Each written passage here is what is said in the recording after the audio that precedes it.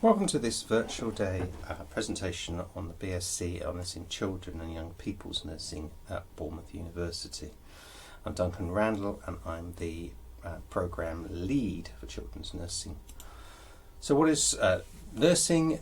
It is a autonomous collaborative care as is defined by the International Council of Nurses, where we look after the healthy, trying to keep them healthy and well through health promotion, but we also look after the people with illness, living with disease and disabilities. It's also part of our work is around death and dying. That's part of my area of research interest, and certainly we're instrumental in affecting policy and thinking about education and research as we go forward. In my work in 2012, I defined children's nursing as being about facilitating children who live with an illness to live a childhood, which is as far as possible is similar to that of their peers in their community. What we're trying to get at here is that children grow up in a group, a peer group, that despite illness and short lives and dying as well, what we're trying to do is to facilitate a childhood which is that similar in the culture to their peers, and there's a lot of research which kind of backs this up, that childhoods are very culturally sensitive, but they're also about living with your in a peer group and moving through childhood, but they're also about your relationships with your carers, your parents, and with your siblings and with your uncles and aunts, and so they're about family relationships, and they're about accessing things like education and play opportunities, and they're about they're very much they're different in different communities and different cultural kind of backgrounds. So we have the whole range of these parts of the jigsaw that we tap into. Diversities of settings, certainly. We go out with nurses, and you'll go into schools, into play groups, into homes, into hospital settings, into hospices. So we certainly provide for different children in many different areas of acute illness or in health promotion as well. Legislation is very important in children's nursing around safeguarding and well-being for children, and acting as an advocate for children who may be in abusive situations or neglect situations. It's changing very much over the years. We can see that a lot of change in the ways in which children's nursing is enacted. We do tap into those kind of values of the 6 C's, and particularly courage is a very important one for us, and compassion. I think the individuality and the creativity is, I can illustrate with a short story of when that young man I looked after was 8, and we spent the afternoon in the hospice making forts and bashing them down in this newsarium. And why we did that was because he has Duchenne's muscular dystrophy, so he won't have that much time in which he can throw things around and move in that way. So to give him that kind of experience was really important. So we did some work in 2008, 2012 around what makes a good children's nurse. And we started in 2008 with colleagues going into a hospital and asking the children, and they came up with these two aspects really, in which it's part of who you are. You're born and you're a special person to have that kind of interaction and relationship with young people, but we can educate and help you to kind of develop that, and particularly around the kind of clinical technical things. And that's really what we found again in 2012. We worked with a smaller group of children in the hospital school in Birmingham. But they kind of this thing that you need to be friendly and nice and all of those things, yes, but you also need to know what you're doing and to be able to deliver care in a timely fashion. So for me, the not so good nurse part is really interesting, and it reinforces about treating children as human beings, to understand their kind of how it feels for them. Particularly, children really don't like being shouted at. But perhaps the really important lesson from this is about being psychologically fit for practice. That actually you need to be well and rested and not bad tempered, so that it really it was very insightful what the children told us about how to make a good children's nurse. work in lots of different areas, and you'll experience many of these through the placements that we run.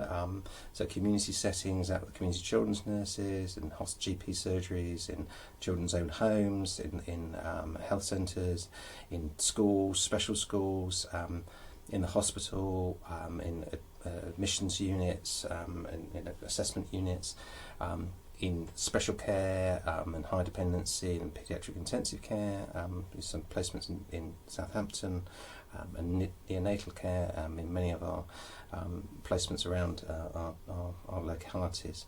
So certainly there's a lot of different variety in there, and we try to give you a little bit of some of those things. Can't do all of them, but certainly you'll get some community, certainly you'll get some more general district nursing, children's services, which is the bread and butter really of what we do as children's nurses, and some high dependency, some acuity at different points in the course. There are shift patterns. It's part of the Nursing Midwifery Council that you have to do nights and days. Most of the local trusts use 12.5-hour shifts, so you might be coming in at 7:30 and finishing about 9:30 at night, or coming in at about 9 o'clock and finishing about 8 o'clock the next morning. There are weekends and some bank holidays. You will get Easter and Christmas and summer holiday, which is probably the only time in your career that you'll get all of those. So do enjoy them for the 3 years, and I'll show you a pattern of the placements in a moment. So I just want to show you this film from the Royal College of Nursing about being a children's nurse.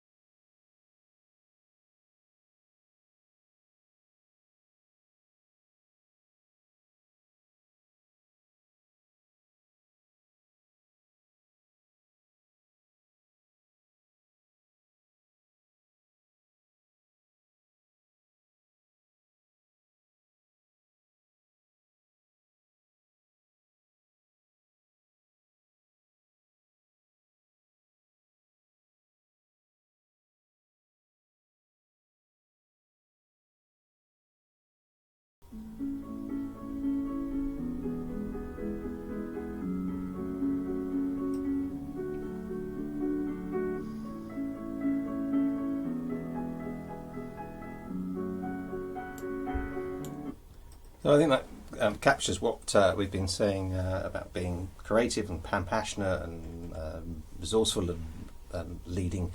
And then as you work your way up through the organisations that you're going to work for, this is obviously NHS kind of Agenda for Change banding, but there's a possibility to go into directors of nursing and professorships and modern matrons and academic research, clinical academic posts as well, in which case you need to be reaching into these kind of 50,000 a year range. Why choose us? Of course, it's been recommended by the NMC. I think there is some really fantastic support for students, and particularly the infrastructure, in the way the library works, and the student support. We have program support for us as academics, and for you guys as students as well. And so I think that's really useful. If you need an extension or need some information, then the program support team are really good at answering it very, very quickly, and so there's a lot of support out there. Good relationships with all our local stakeholders and NHS trusts, and they like our students a lot, and so they ask you to come and work for them. So I've been doing this for many, many years now. I've never known students not get a job if they wanted a job. So sometimes people have other things that they want to do, but it pretty much. Then there's at the moment there is a nursing shortage. There's a national and international shortage of children's nurses as well, and there's been new facilities including an MRI scanner, and we have a lot of kind of expertise within the team. One of our colleagues has done her PhD around virtual learning, so we have a lot of expertise in kind of using new technologies to help you to learn, and we'll have capacity for that in the new build. There's a lot of opportunities. We promote a nurse scholarship for our students. I've published with 2 of my students, and I have lots of links into national and international networks. Certainly helps students to present at national and international conferences as well. So there's a lot of opportunities to be involved in scholarship and research, and to connect with colleagues both in the UK but also internationally as well. So we have one intake in September for children's nursing. It's just a 3-year programme. As I said previously, we have 2 weeks, 2 weeks at Christmas and 3 weeks off over the summer, which means that you get plenty of kind of well-spaced rest anyway. You have placements all through the year, so it's a 45-week course. You need to bear that in mind for accommodation and when you're organising accommodation. And there are blocks of study day and practice, which I'll show you now. So this is our 3-year plan. So this shows different cohorts going through each year, but you actually do all of these 3 years as we plan 3 years ahead, so that we know exactly what we're doing and how the curriculum will look and how many practice hours you're able to access. So you can see there are blocks of theory, and then come January you're out in practice, and the blue blocks are practice blocks, the yellow ones are the academic and then theory blocks, and then the light green is sort of holiday, and pink is for study weeks. So there's a little bit of time built in terms of kind of study weeks to give you chance for sort of autonomous learning, and to help you consolidate your learning, particularly from practice. There is a part-time route available, which is 20 hours in placement, and full-time in the academic blocks, and that does mean you go into a 4th year to do enough hours to reach the 2,300 hours which are required by the Nursing and Midwifery Council. So these are the units.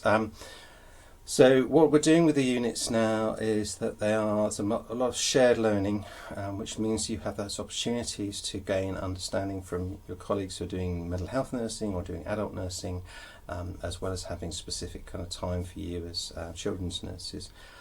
So all of the units have kind of generic names, if you like, but there will be learning tailored towards you. The practice skills, nursing practice skills 1, 2 and 3 are the practice units. So it's a way of us just recording those elements of the course. So 50% of your time is in university, in theory, and 50% of your time is in practice placements. And there are assessments associated with those practice placements with your practice assessors and practice supervisors. So we ask you to identify a locality, and most of your placements will be within that locality. Do think very carefully, if you come from the Salisbury area, most of your placements would be in that locality. It's not so easy to commute between those areas, although they look nicely kind of related geographically. Actually, it's quite difficult to do that, and we've had students try to do that in the past, and it doesn't really work. So do choose a locality close to where you live. You will have placements outside of those localities. We do use Southampton quite a lot, and we do change you around so that you get experience of different localities. So we would generally use the locality that you're based in, but not all of the time. So it sometimes depends on the placements. Do let us know about things like whether you're a car driver, have access to a car, children, those sorts of things.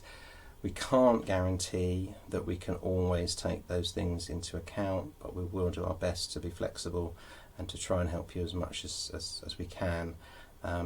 So placement units are really very good, but it is very difficult to always be able to accommodate all of those requests.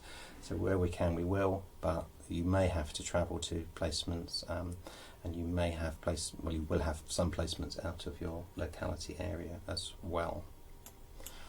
There's a lot of help and support from staff around. Academic advisors are, lots of other places call them personal tutors. There's a programme team, so there's an academic team, and there's a team of administrators and business support who sit behind that as well.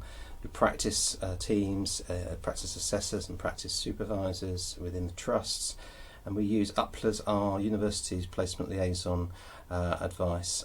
So they advisors. So they liaise with our local trusts and with our placement providers, and they can support you in placement and have really good relationships with those practice areas because they're dedicated to a particular practice area.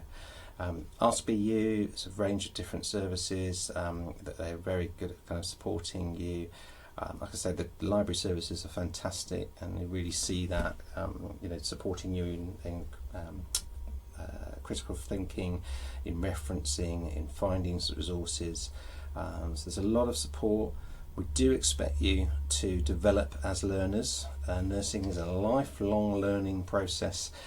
So as you go through the course, particularly into the second year, third year, you're expected to become more independent.